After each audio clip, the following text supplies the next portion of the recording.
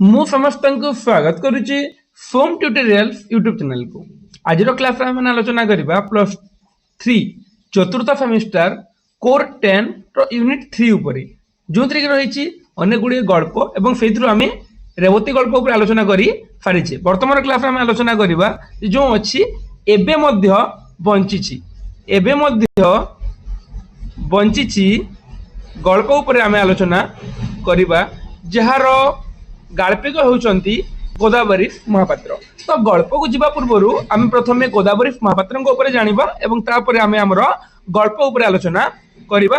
दुखर सहित कहवाक पड़ुछि पिला माने जे बहुत दिन होगला किछि कार्य व्यस्तता जो तुम क्लास अपलोड करि पारुनी तथापि आज तुम क्लास मु रेगुलर अपलोड करके 4-5 दिन भीतर तुम मानकर सिलेबस सारिया पई चेष्टा करिवि। गोदावरी महापात्र उपर आम आलोचना करवा। पुरी जिलार बाणपुरस्थ कुमारंग शासन में जन्मित गोदावरीकर पिता होती दयानिधि महापात्र। सत्यवादी वन विद्यालय से सीधा सड़क असहयोग आंदोलन में अंशग्रहण कर गोदावरी थे एकाधारे गाल्पिक, औपन्यासिक, कवि, शिशु साहित्यिक और संपादक मध्य।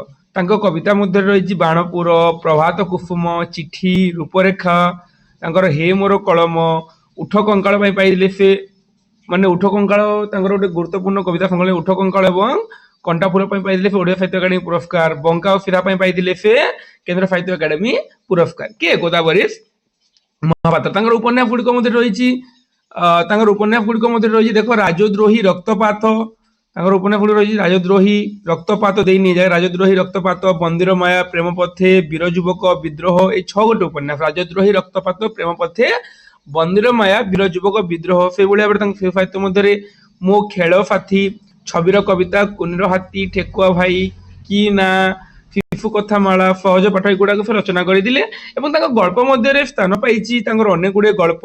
मु दिने मंत्री थिली, नील मास्टराणी, तीर्थयात्रा, एबे मध्य बंची, मद दुकान इतिहास, श्रुति संचयन ये सबू गुरुत्वपूर्ण गल्प संकलन। एवं तांकर जो पिला माने रहिला जे एबे मध्य बंची जो एटा तांकर गोटे गल्प संकलन एवं तांकर गोटे गल्प मध्य। तो ए जो आमे देखिबा जे तांकर जो गल्प संकलन से 3टी गल्प संकलन मध्य 3टी तांकर प्रसिद्ध गल्प संकलन जो विशेष कर प्रसिद्धि अर्जन करथिले। गोटे होची तांकर माने एबे मध्य बंची, गोटे होची नील मास्टराणी एवं आ गोटे होची श्रुति संचयन। एबे मध्य बंची, नील मास्टराणी एवं श्रुति संचयन ए 3टी तांकर अन्यान्य संकलन अपेक्षा सबुठ गुरुत्वपूर्ण और सबुठ प्रसिद्ध गल्प संकलन। गल्प गुड़िक ईश्वर पाखक चिठी, आलोक, गरीबर, भगवान, माटीर माया, कला पाणीर बंदी गुड़ाक मागुणीर फगड़ गोटे बहुत प्रसिद्ध गल्प जानी थे। एवं बंची संकलन से गुड़ाक रही मागुणी फगड़ जिते शिल्प सभ्यतार वृद्धि जो केमी से फगड़ियार माने फगड़ चलनी लास्ट से निजे मृत्युवरण कर प्रसंग वर्णना कराई। आम देखा जो एबे बंची ए दुर्भिक्षर चित्र प्रदान कराई। आम आलोचना करवा आम तो आलोचना कर सारा जे जो एबे बंची गल्पर रचयिता गोदावरी महापात्र गल्पर गाल्पीय गोदावरी महापात्र से भाव में बर्तमान आम गल्प उपर बर्तमान आलोचना करवा। एबे बंची गोदावरी महापात्र प्रथम जानी रख पिला माने एबे बंची जो यही गल्पटा प्रथम 1936 मसीह प्रकाशित होता नवभारत पत्रिका। नीलकंठ दास द्वारा जो संपादित होता नवभारत पत्रिका से ही पत्रिका संपादित होता एबे बंची गल्प और पर से गोटे संकलन रूप नहीं। गोदावरी महापात्र जी कि न्याखुंटा, टुआ टुई इत्यादि पत्रिकार संपादक मध्य गोदावरी महापात्र। आम देखा एवं बंची जो से एवं बंची 17टी गल्पर गोटे संकलन एवं से ही संकलन भितर गोटे गल्प होते बंची। पिला मन प्रश्न उठे एवं बंची गोटे संकलन ना गोटे गल्प एवं बंची गोटे संकलन एवं से ही संकलन गोटे गल्प होते बंची से जमीन कि एवं बंची विख्यात कटक अख्यात पल्ली जातिर धक्का ए सब जिन गुड़िक से जगह वर्णना कराई। विशेषकर यही संकलन में ब्राह्मणी नदीर बन्या, दुर्भिक्ष, रफाल कोंडार घाई बंध निर्माण सब प्रसंग वर्णना कराई। तो सीधा आम से जीवानी पिला मैंने आमको केवल बंची तो आम आलोचना करवा बंची। कौन वर्णना कराई एबे मध्य बंची रे जे एबे मध्य बंची जे गुटे चरित्र ए जगार वेणुधर बोली गोटे चरित्र दुर्भिक्ष पीड़ित असहाय चरित्र गुटे वेणुधर से वेणुधर व्यक्तित्व दे जातीय अभिमान व्यंजित होईची एही अभिमान माध्यम रे मानविक वेदना प्रकटित होईची दुर्भिक्ष समय लोक मैंने खाइबा को केमिति पाउ नथिले सेही प्रसंग वर्णना कराई एवं सेही समय गोटे वेणुधर बोलिया गोटे चरित्र सेही चरित्रर अभिमान व्यक्त होईची एवं मानवर वेदना आम देखा पाइबा एबे मध्य बंची गल्प रे जहाँकि अत्यंत दुख लगे पिला माने गल्प पढ़िले कहीं ना दुर्भिक्ष जानिच समस्ते जे केमिति सबु किछि को छाड़खाड़ कर दे पारे से दुर्भिक्ष से दुर्भिक्ष को लेकिन आम देखा पाइबा एही गल्प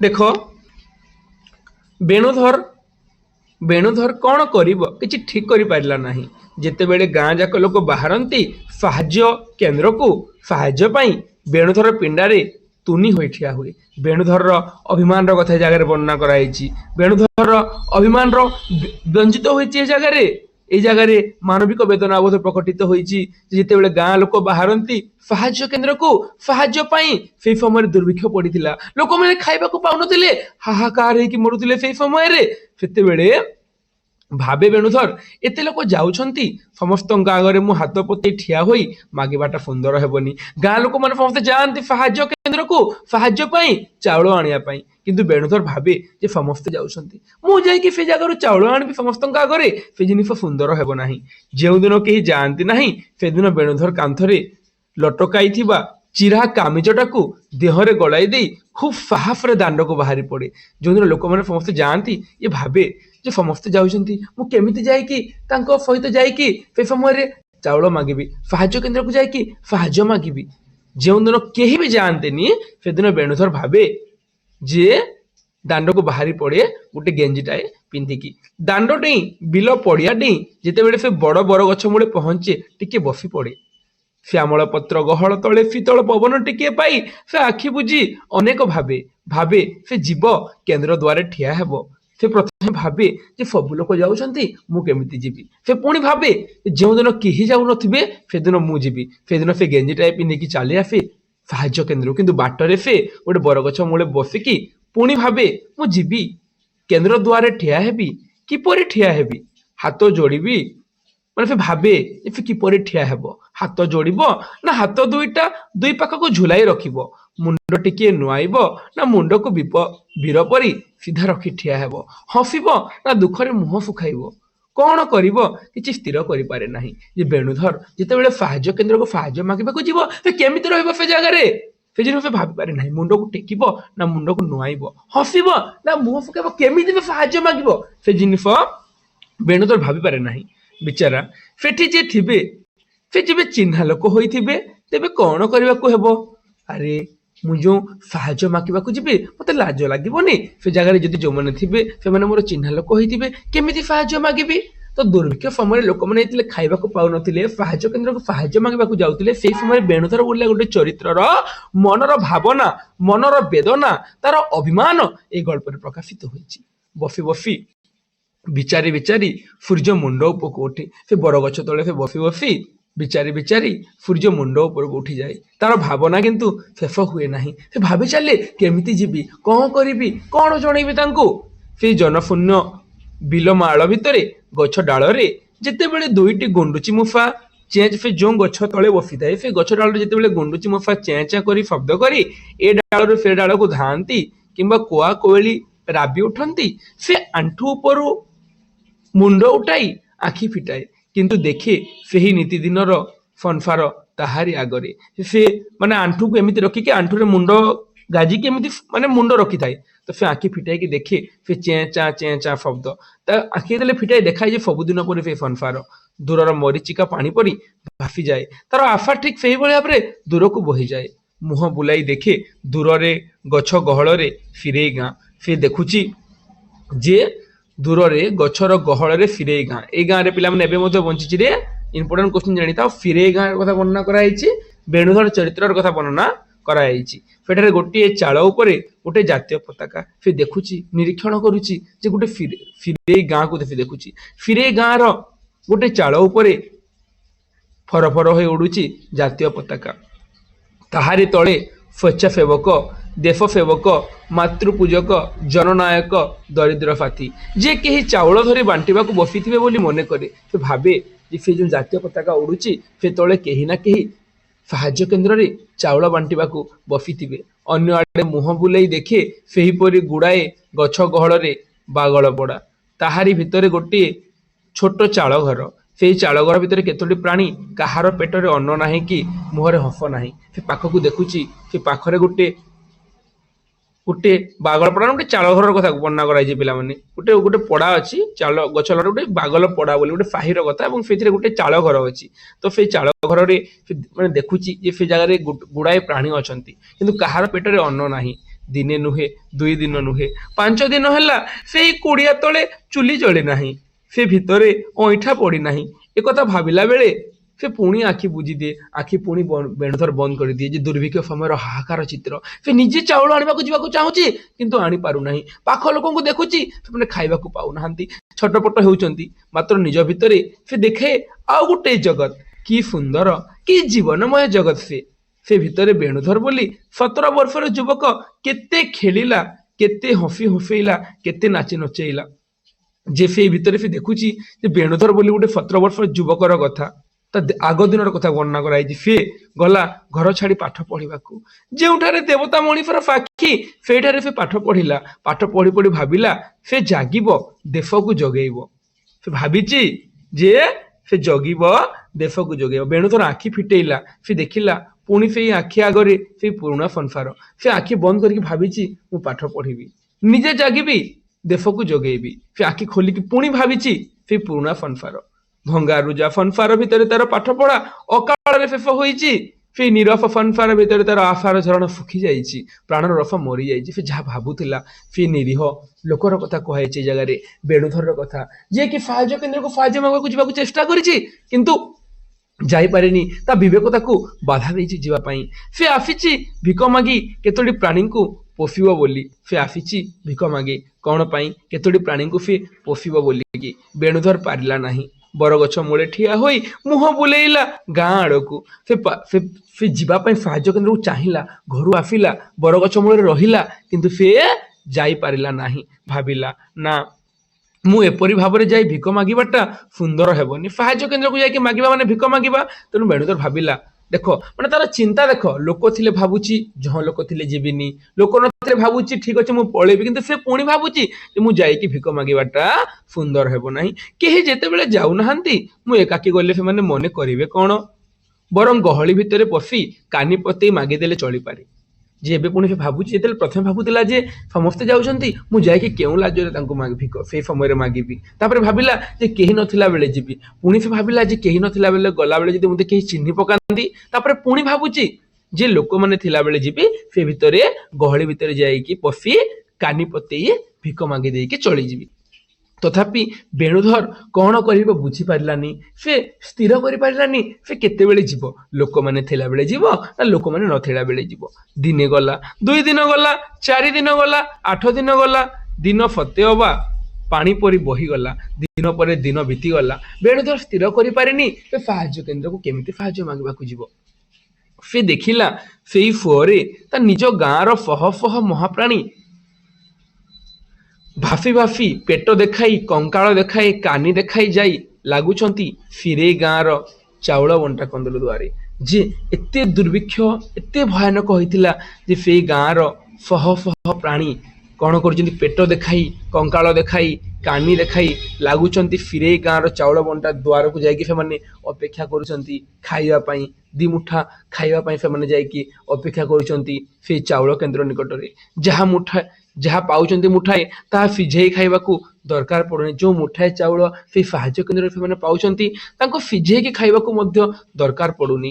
ଖରାବେଳେ ତଳ ତାତି ଉପର ତାତି ଭିତରେ ମଝିରେ ଯେ ପେଟ ଚାଖଣ୍ଡାକ ତାତି ଉଠୁଛି, ଯେ ସେ ଖରା ପ୍ରଚଣ୍ଡ ଖରାରେ ସେମାନେ ଯାଇକି ଠିଆ ହଉଛନ୍ତି।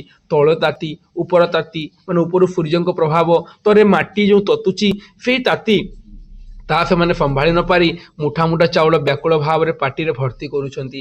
ଯେ ସେ ଏତେ ଦୁର୍ଭିକ୍ଷ, ଏତେ ଭୟାନକ ଦୁର୍ଭିକ୍ଷ ଥିଲା ଯେ ସେଇମାନଙ୍କ ଦେହର ମାନେ କଙ୍କାଳ ଦେଖା ଦେଉଥିଲା। ସେଇ ଲୋକମାନଙ୍କ ଦେହରେ ଦୀର୍ଘ ଦିନ ଧରି ଖାଇବାକୁ ପାଉନଥିଲେ। ଚାଉଳ ମୁଠାଏ ପାଇଲେ ତାକୁ ନେଇକି ସିଝାଇ ଖାଇବା ମଧ୍ୟ କଷ୍ଟକର ଥିଲା। ସେଇ ଚାଉଳକୁ ସେମାନେ ସେଇଭଳି ଭାବରେ ଖାଇ ଦେଉଥିଲେ। ସେଇ କଞ୍ଚା ଚାଉଳକୁ ସେମାନେ ସେଇଭଳି ଭାବରେ ମୁହଁରେ ଭର୍ତ୍ତି କରିଦେଉଥିଲେ। ତ ଭାବି ଦେଖ ଯେ କେତେ ମାରାତ୍ମକ ଥିଲା, କେତେ ଭୟଙ୍କର ଥିଲା ସେଇ ଦୁର୍ଭିକ୍ଷ। ବେଣୁଧର ଘରକୁ ଫେରିଲା। ଏପରି ଦିନେ ନୁହେଁ 10 ଦିନ ଯାଇ 10 ଦିନ ଫେରିଲା, 10 ଦିନ ଗଲା 10 ଦିନ ଫେରିଲା, କିନ୍ତୁ ସେ ଯାଇପାରି ନାହିଁ ଚାଉଳ ଆଣିବାକୁ। ସବୁ କଥାର ସୀମା ଅଛି, ମାତ୍ର ବେଣୁଧରର କଥା ସୀମା ପାର ହୋଇଗଲା। ଘରେ ଯେତେବେଳେ ଖୁଦ କଣିଆ ସୁଦ୍ଧା ନାହିଁ ସେତେବେଳେ ସେ କି ସୀମା ଭିତରେ ରହି ହୁଏ। ଶେଷରେ ଦିନେ ଯାଇ ସେ କେନ୍ଦ୍ରରେ ଯାଇ ହାଜର ହେଲା ଯେ ଘରେ ଆଉ ଚାଉଳ କଣ୍ଡାଏ ମଧ୍ୟ ନାହିଁ। 10 ଦିନ ଗଲା 10 ଦିନ ଫେରିଲା, କିନ୍ତୁ ଲାଷ୍ଟରେ ସବୁ ଜିନିଷକୁ ଭୁଲିକି, ସବୁ ଅଭିମାନକୁ ଭୁଲିକି, ଯେଉଁ ବେଣୁଧର ଭାବୁଥିଲେ ଲୋକେ କଣ ଭାବିବେ ବୋଲିକି, ସେ ବେଣୁଧର ଯାଇକି କଣ ଯେ ଦିନେ କେନ୍ଦ୍ରରେ ହାଜର ହେଲା। ଫିରେଇ ଗାଁର ସାହାଯ୍ୟ କେନ୍ଦ୍ର। ଦୁର୍ଭିକ୍ଷ ରାକ୍ଷସର ତାହା ଗୋଟେ ବିରାଟ ଯାଦୁଘର।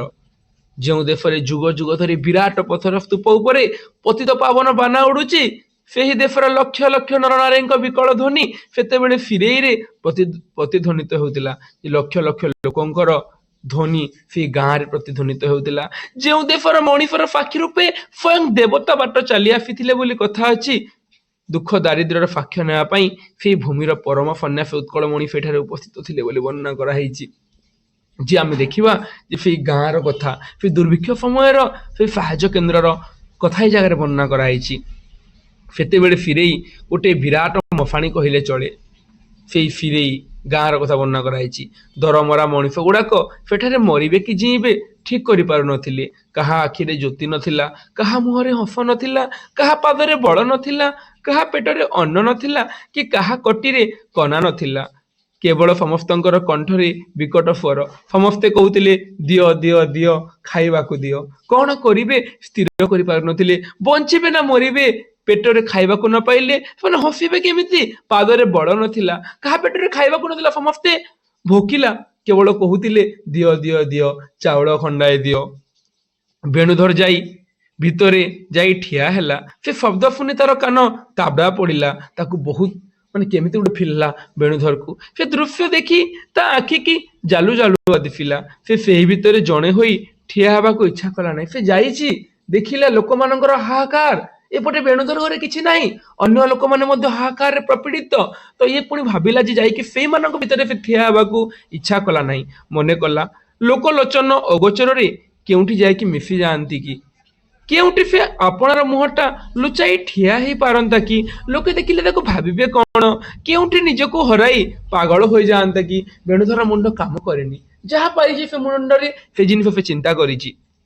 ସେ ଜାଗାରେ ସେ ଯାଇକି ମାନେ ଦୀର୍ଘ 10 ଦିନ ପରେ ସେ ଯିବାକୁ ସ୍ଥିର କଲା। କିନ୍ତୁ ତଥାପି ଯାଇକି ମଧ୍ୟ ସେଠାରୁ ସେ ଫେରି ଆସିବ ବୋଲି ଭାବିଲା। ସେ ପଛକୁ ଘୁଞ୍ଚି ଆସିଲା। କାହାର ସ୍ନେହ ପାଳିତ ଗୋଟିଏ ଗଛ ମୂଳେ ପଥର ଉପରେ ବସି ପଡି ଖାଲି ଦେଖିଲା।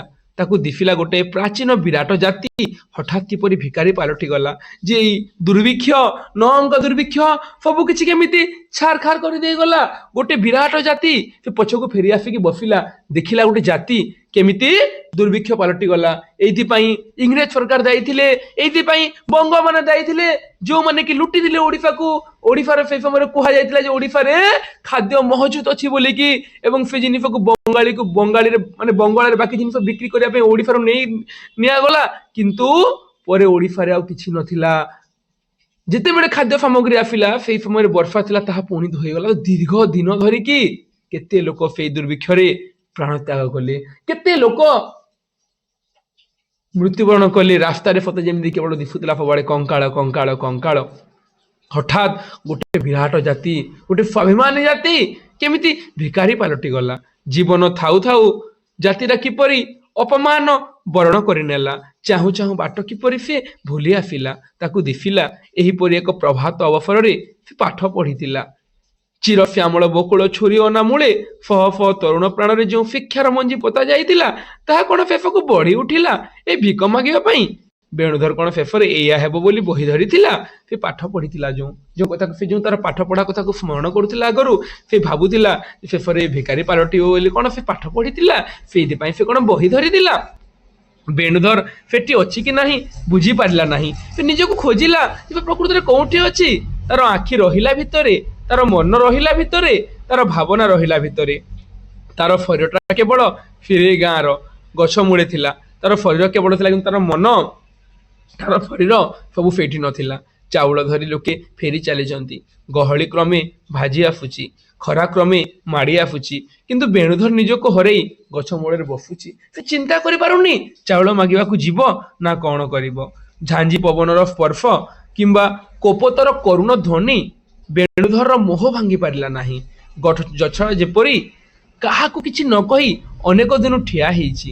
ଯେ ଝାଞ୍ଜି ପବନର ସ୍ପର୍ଶ କିମ୍ବା କୋପତର କରୁଣ ଧ୍ୱନି ବେଣୁଧର ଯେଉଁ ମୋହରେ ବଶୀଭୂତ ହେଇଯିବେ, କଣ କରିବ ସ୍ଥିର କରିପାରି ନାହିଁ। ତାର ମୋହକୁ କେହି ଭାଙ୍ଗି ପାରି ନାହିଁ। ଗଛଟି ଯେପରି କାହାକୁ କିଛି ନ କହି ଅନେକ ଦିନ ଠିଆ ହୋଇଛି, ତାହାରି ତଳେ ବେଣୁଧର କାହାକୁ କିଛି ନ ମାଗି ସକାଳ ପହରୁ ବସିଛି। ତା ଆଗରେ ପ୍ରଶ୍ନ ହେଲା, ବାବୁ ତୋର ଗାଁ? ସେ ବସିଛି ସେ ଗଛ ମୂଳରେ, ସେ ତଥାପି ଚାଉଳ ନେଇପାରିନି। ସେ ଫେରି ଆସିଛି। ତାକୁ ଆସିକି ଜଣେ ପଚାରିଛି, ବାବୁ ତୋର ଗାଁ? 10-5 ଥର ଏପରି ପଚାରିବା ପରେ ବେଣୁଧର ଅନ୍ୟମନସ୍କ ଥିଲା। ସେ ଭାବୁଥିଲା, ମୁହଁ ଟିକେ ଚାହିଁଲା, ସତେ ଯେପରିକି କୋଣାର୍କର ଗୋଟେ ପଥର ମୂର୍ତ୍ତି କେତେ ଯୁଗ ହେଲା ପାଣି, ପବନ, ଖରା, ତାତି ସହି ସହି ପଡି ରହିଥିଲା। ହଠାତ୍ କାହାର ଡାକରେ ତାର ଜଡ଼ ପିଣ୍ଡରେ ପ୍ରାଣ ସଞ୍ଚାର ହେଲା। ପୁଣି ତାକୁ ପଚାରିଲା, ତୋର ଗାଁ କେଉଁଠି ବାବୁ? ଚାଉଳ ନେଇଛୁ? ବେଣୁଧର ଯୋଉ ବସିଥିଲା ସେଇ ସମୟରେ ଆଉ ଜଣେ ଆସିକି ତାକୁ ପଚାରିଲା, ତୋର ଚାଉଳ କେଉଁ, ମାନେ ବାବୁ ତୋର ଗାଁ କେଉଁଠିରେ? ଚାଉଳ ନେଇଛୁ? ବେଣୁଧରକୁ ଆସିକି ଜଣେ ପଚାରିଛି। ବେଣୁଧର ଯୋଉ ଗଛ ମୂଳରେ ବସିଥିଲା। ବେଣୁଧର ସେହିପରି ଚାହିଁ ରହିଲା। ତାପରେ ପ୍ରଶ୍ନ ପଚାରୁଥିବା ବ୍ୟକ୍ତି ଧୀରେ ଧୀରେ ତା ପାଖକୁ ଲାଗି ଆସିଲେ।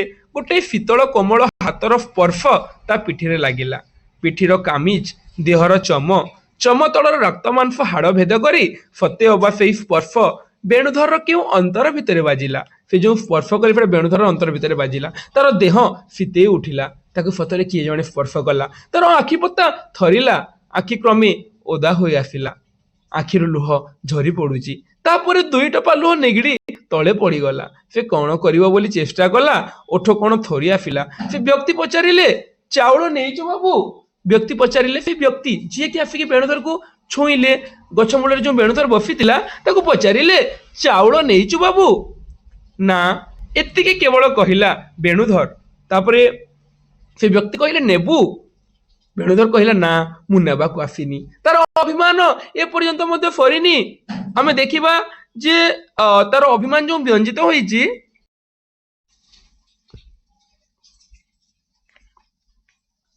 ଆଉ ତେବେ ବେଣୁଧର ଆଉ ସମ୍ଭାଳି ପାରିଲା ନାହିଁ। ଭୋକରେ କାନ୍ଦି ଉଠିଲା। ଏତିକି କହିଲା, ଏହିପରି ଗଛ ମୂଳେ ଏଇ ଚରଣ ତଳେ ପରା ବସି କଥା ଶୁଣୁଥିଲି। ଜୀବନ ଥିଲେ ଭାଇ ପାଇବା ନାହିଁ ହାତ, ମଣିଷ ପରି ଦିନେ ମଣିଷ ହୋଇବା ତ। ଏତିକି କହି ବେଣୁଧର ଭାଜିଗଲା ପରି ସେଇ ପାଦ ତଳେ ପଡ଼ିଗଲା। ତାପରେ ଅନେକ କ୍ଷଣ ବିତିଗଲା।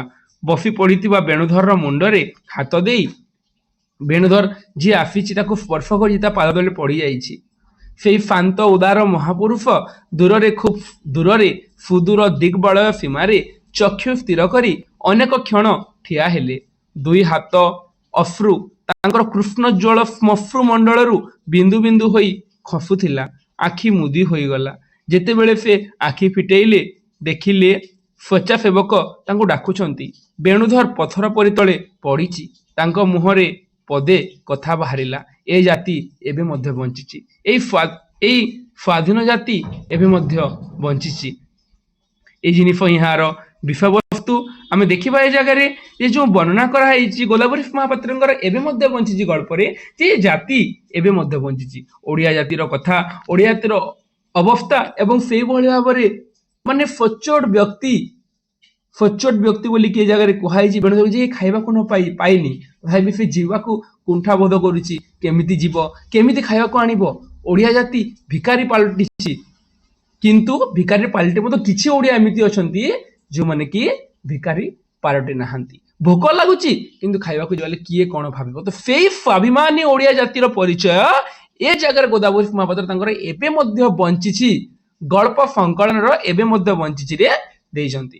ତ ଆଶା କରୁଛି ପିଲାମାନେ ଯୋଉ ଗଳ୍ପଟା ତୁମକୁ ପଢେଇଲି ସେ ଗଳ୍ପଟା ତୁମେ ବୁଝିପାରିଥିବ ବୋଲିକି। ଯଦି କୌଣସି ଜିନିଷରେ ତୁମର କିଛି ଡାଉଟ୍ ଥିବ ଦେନ୍ ତୁମେ ମତେ କମେଣ୍ଟ ମାଧ୍ୟମରେ ପଚାରି पारिबो। भिडियोटी को सब पर्यंत देखिथिबारु समस्तंकु हृदय धन्यवाद।